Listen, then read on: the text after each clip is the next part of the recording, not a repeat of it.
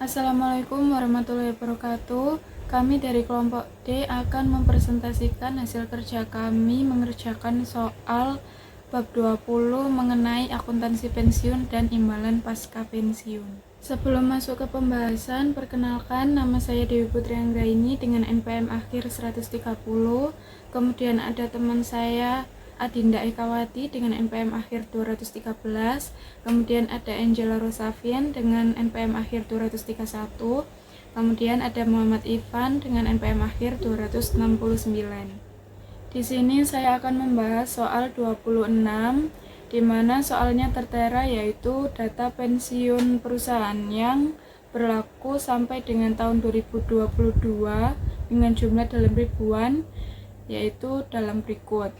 Yang pertama ada kewajiban imbalan pasti sebesar 560.000, aset program sebesar 546.200, liabilitas pensiun sebesar 13.800 pada tanggal 1 Januari 2022 yang melalui amandemen program memberikan imbalan jasa lalu dengan nilai kini sebesar 120.000, kemudian tingkat diskonto bunga sebesar 9%, biaya jasa sebesar 58.000, kontribusi sebesar 65.000, imbalan hasil aktual atas aset program sebesar 49.158, imbalan yang dibayarkan kepada pensiunan sebesar 40.000. Kemudian instruksinya yaitu untuk tahun 2022 siapkan lembar kerja pensiun untuk yang menunjukkan ayat jurnal untuk beban pensiun dan saldo akhir tahun di akun-akun pensiun terkait. Jadi yang pertama yaitu saldo pada tanggal 31 Desember 2021, ada pensiun liability sebesar 13.800 yaitu didapat dari soal. Kemudian ada kewajiban imbalan pasti sebesar 560.000 itu juga dari soal yang defined benefit obligation. Kemudian ada plan aset sebesar 546.200 itu juga dari soal. Nah, untuk 13.800 dan juga 560.000 itu ada di sebelah kredit, dan untuk 546.200 atau plan asetnya itu ada di debit. Kemudian biaya layanan masa lalu itu sebesar 120.000 di debit. 120.000 itu didapat dari soal, di mana yang menyatakan pada tanggal 1 Januari yang melalui amandemen program memberikan imbalan jasa lalu sebesar 120.000. Kemudian kreditnya ada di kewajiban imbalan pasti atau defined benefit obligation. Kemudian saldo pada tanggal 1 Januari 2022 itu sebesar 680.000 dari total 560.000 ditambah 120.000 itu ada di kredit. Kemudian debitnya yaitu total dari plan aset sebesar 546.200. Kemudian biaya layanan atau service cost. Service cost itu sebesar 58.000 didapat dari soal, yaitu yang menyatakan service cost sebesar 58.000. Nah, itu debitnya ada di biaya pensiun tahunan atau annual pension expense. Kemudian kreditnya ada di kewajiban imbalan pasti. Kemudian beban bunga itu sebesar 61.200 itu dari saldo 1 Januari dikali dengan biaya bunga sebesar 9%. Jadi 680.000 dikali 9% itu 49.158. Nah, itu kreditnya ada di biaya pensiun tahunan dan juga debitnya ada di plan aset. Kemudian kontribusi itu sebesar 65.000, itu juga dari soal di akun kredit dan juga akun debitnya ada di ban aset. Kemudian manfaat sebesar 40.000 yaitu ada di soal yang menyatakan manfaat sebesar 40.000. Debitnya ada di kewajiban imbal pasti, kreditnya ada di aset rencana atau plan aset.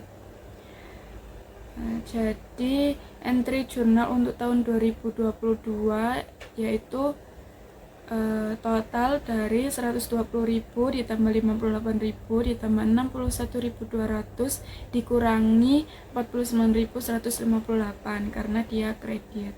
Jadi totalnya 190.042. Kemudian untuk kasnya yaitu 65.000 ada di kredit. Kemudian aset atau kewajiban pensiunnya sebesar 125.042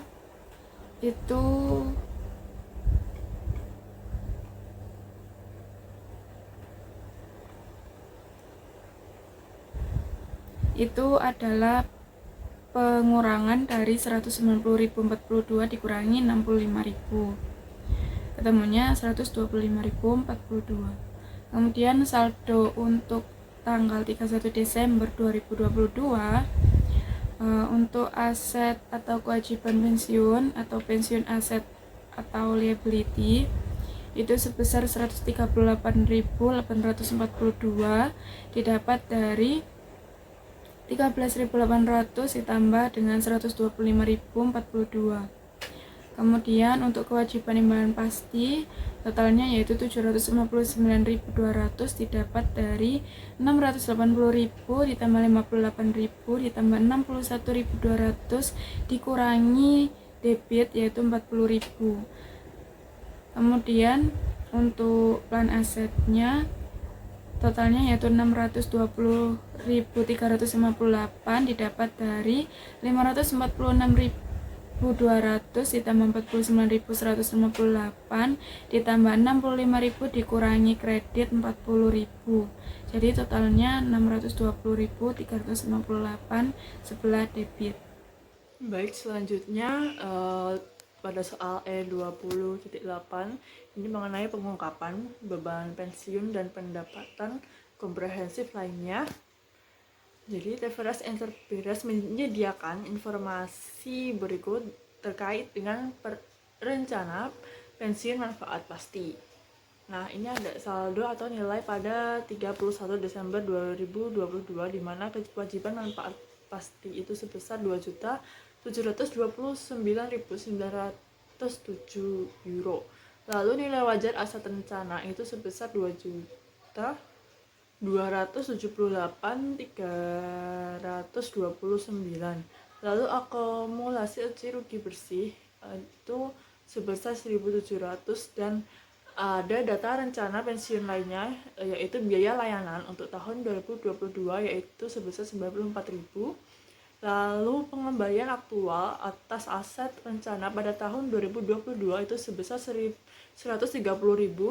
Lalu ada bunga pada tanggal 1 Januari 2022 kewajiban manfaat pasti itu sebesar 157.127.